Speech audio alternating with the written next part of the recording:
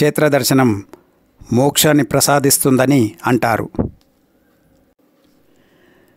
ఎత్తైన రాజగోపురం, పొడవైన ప్రాకారాలు, సువిశాలమైన కోనేరు, ఆశ్చర్యచకితులను చేసే ప్రాకార మండపాలు అలనాటి ప్రాచీన వైభవానికి సజీవ సాక్ష్యాలుగా దర్శనమిస్తుంటాయి. మహారాజుల సంకల్ప బలం, వారి పర్యవేక్షణ కారణంగానే ఈ ఆలయం నిర్మాణం జరిగి ఉంటుందని అనిపిస్తుంది. గర్భాలయంలో సీతారామ లక్ష్మణులు కొలువై ఉండగా వారికి ఎదురుగా ముఖమంటపంలో హనుమంతుడు నిలవై ఉంటాడు. ఇక్కడే గరుత్మంతుడు కూడా కనిపిస్తాడు. స్వామిగారు, అమ్మపల్లి శ్రీ సీతారామచంద్ర స్వామి దేవస్థానం యొక్క ప్రాశస్త్యం గురించి చెప్పండి. జై శ్రీరామ్. ఇది శ్రీ సీతారామచంద్ర స్వామి దేవస్థానం, అమ్మపల్లి గ్రామం, నర్కుడ, శంషాబాద్ మండలం. ఇది వచ్చేసి మనకు కొన్ని వందల సంవత్సరాలుగా చెప్పడం జరుగుతోంది. ఇది శిలాశాసనపూర్వకమైనటువంటి ఆధారం అనేది లేదు. ఇక్కడ స్వామివారు వచ్చేసి ఏకశిలారాతి విగ్రహంగా చెప్పడం జరుగుతుంది. ఏకశిల అంటే ముగ్గురితో కలిపి ఆర్చి ఉంటుంది స్వామివారి విగ్రహానికి. ఆ ఆర్చితో కలుపుకున్నటువంటి ఏకశిలారాతి విగ్రహంగా చెప్పడం జరుగుతుంది. ఆ ఆర్చిని ఏమంటారంటే మకర తోరణం అంటారు. మామూలుగా మకర తోరణం అనేది ఇత్తడి కానీ లేకపోతే వెండితో కానీ బంగారంతో కానీ సపరేట్గా చేయించినవి మాత్రమే ఉంటాయి. ఇక్కడ ప్రత్యేకంగా ఏంటంటే స్టోన్తో ఉంది మకర తోరణం. అందులోనే స్వామివారి మకర తోరణంలో చిన్న చిన్న విగ్రహాలు ఉంటాయి. అవి వచ్చేసి దశావతారాలు, విష్ణుమూర్తి యొక్క దశావతారాలు. ఇక్కడ విశిష్టత ఏమిటంటే రాతి మకర తోరణం ప్లస్ మళ్ళీ అందులో దశావతారాలు ఉండడం అనేది ఇంకా విశేషం. మామూలుగా మనం దశావతారం దర్శనం చేసుకోవాలి అంటే అవతారానికి ఒక్కొక్క దేవాలయం చొప్పున 10 దేవాలయ దర్శనం చేసుకోవాల్సి వస్తుంది. అది ఇక్కడికి వచ్చామనుకో రామచంద్ర స్వామితో పాటుగా దశావతారాలు మొత్తం కూడా ఒకసారి దర్శనం చేసుకోవడం అనేది ఇంకా విశేషం. అది ఇక్కడ విశిష్టత. ఇక స్థల విశేషం ఏమిటి అంటే స్వామి కోదండరాముడు. కోదండరాముడు అని మనం ఏ విధంగా చెప్తామంటే స్వామికి రైట్ హ్యాండ్ కుడి చేతిలో ఇలా బాణం పట్టుకున్నట్టుగా ఉంటుంది.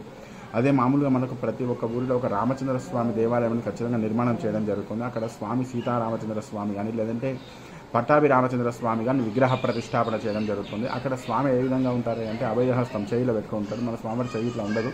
ఆ పట్టుకున్నటువంటి బాణాన్ని ఏమంటారంటే కోదండం. స్వామి ఏంటంటే కోదండరాముడు. అయితే ఈ కోదండరామాలయాలు మనకి ఎక్కడంటే అక్కడ ప్రతిష్టాపన చేయడానికి వీలవవు. ఎక్కడ అవుతాయి అంటే స్వామి అరణ్యవాసం వెళ్ళినప్పుడు ఏ ప్రదేశాల్లో అయితే విశ్రాంతి తీసుకున్నారో వచ్చి రెస్ట్ తీసుకొని సంచరించి తిరిగి వెళ్ళిన ప్రదేశాలు ఉన్నాయో అక్కడ మాత్రమే ఈ కోదండరామాలయ ప్రతిష్టాపన చేయడం జరుగుతుంది. దీన్ని బట్టి మనమేం చెప్పుకోవచ్చు, అప్పుడు స్వామి అరణ్యవాసం వెళ్ళినప్పుడు ఈ ప్రదేశం ఇక్కడికి కూడా వచ్చి విశ్రాంతి తీసుకున్నటువంటి ప్రదేశం అని కూడా మనం చెప్పుకోవచ్చు. ఇంకొక విషయం, కోదండరాముడు అని చెప్పడానికి ఇంకొక నిదర్శనం ప్రూఫ్ ఏంటి అని అయితే లోపల సీతారామ లక్ష్మణులు మాత్రమే ఉంటారు. ఆంజనేయ స్వామి వారిది మూలవిరాట్ అంటే రాతి విగ్రహం ఉండదు. ఎందుకు ఉండదు అంటే అప్పుడు స్వామి అరణ్యవాసం సీతారామ లక్ష్మణులు అరణ్యవాసం వెళ్ళినప్పుడు ఆంజనేయ స్వామి కలవకముందు ఉన్నటువంటి రామచంద్ర స్వామి కాబట్టి ముగ్గురు లోపల సీతారామ లక్ష్మణులు మాత్రమే ఈ ప్రదేశంలో వచ్చి విశ్రాంతి తీసుకున్నారనే ఉద్దేశంతో వీళ్ళ ముగ్గురిని మాత్రమే ఇక్కడ విగ్రహ ప్రతిష్టాపన అనేది చేయడం జరిగిందనమాట. అది ఇక్కడ విశిష్టత, స్థల పురాణం. జై శ్రీరామ్. ధన్యవాదములు. ఈ ఆలయం భక్తులనే కాకుండా సినీ ప్రముఖులను ఆకట్టుకుంటుంది. ఈ గుడి సినిమా వారికి ఓ సెంటిమెంట్గా మారింది. కనీసం ఒక్క సీను అయినా ఇక్కడ చిత్రీకరించాలని దర్శకులు, నిర్మాతలు ఆసక్తి చూపిస్తుంటారు. భారీ బడ్జెట్ సినిమాల కీలక సన్నివేశాలను ఇక్కడే చిత్రీకరిస్తుంటారు. అయితే ఓ సినిమా చిత్రీకరణ సమయంలో నాటు బాంబులు పేలి ప్రహరీ కూలడంతో అప్పటి నుంచి ఆలయ నిర్వాహకులు స్థానికులు అభ్యంతరం వ్యక్తం చేశారు. ఇప్పటి వరకు 450 సినిమాలకు పైగా ఇక్కడ చిత్రీకరించారని చెప్పడం జరిగింది.